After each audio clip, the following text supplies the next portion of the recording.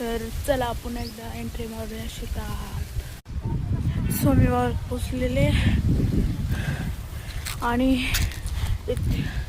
इतक्या साऱ्या डोक्यातून मी आलेले, खूप दम लागले आता मला. पाणी थेंब थेंब गळ, पाणी थेंब थेंब गळ. आत्ताच पप्पाने मोटर सुरू केली आणि मी तर पाणी केली.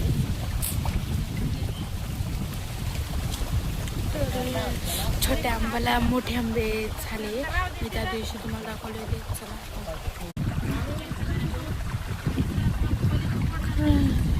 पाणी थेंब थेंब थेंब थेंब थेंब गळ, पाणी थेंब थेंब. ते तिथे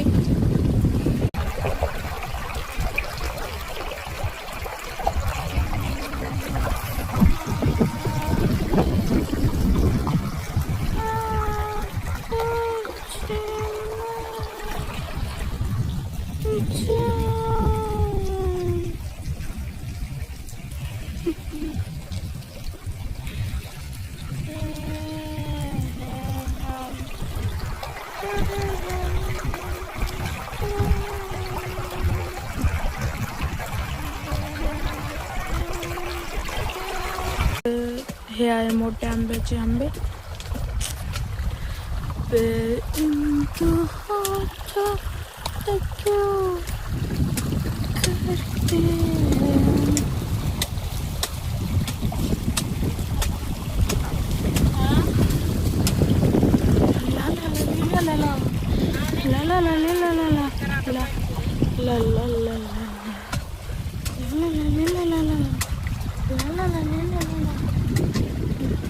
काय सांगणे पप्पाला.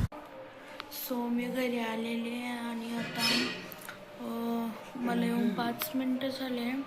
आता मी पोळ्या वगैरे टाकल्या. पोळ्या टाकून आता आम्ही चाललोय गावात जेवायला. चाललोय. देवाचा मारुतीचा भंडारा आहे, मारुती देवाचा. तर तिथे फक्त पोळ्या न्याव्या लागतात आणि नुसत्या पोळ्या नेल्या ना, ते नुसत्या पोळ्या नेल्या की भाजी त्यांनी करेल राहते. रोज वेगवेगळी भाजी राहते तिथे आणि खूप छान भाजी राहते आणि भाजीला टेस्टही खूप राहते आणि रोज वेगवेगळ्या भाज्या राहत्या. तर आकडेगाव कोणला माहिती आहे कमेंटमध्ये नक्की सांगा. जे मला कळलं ना, आकडेगाव कोणला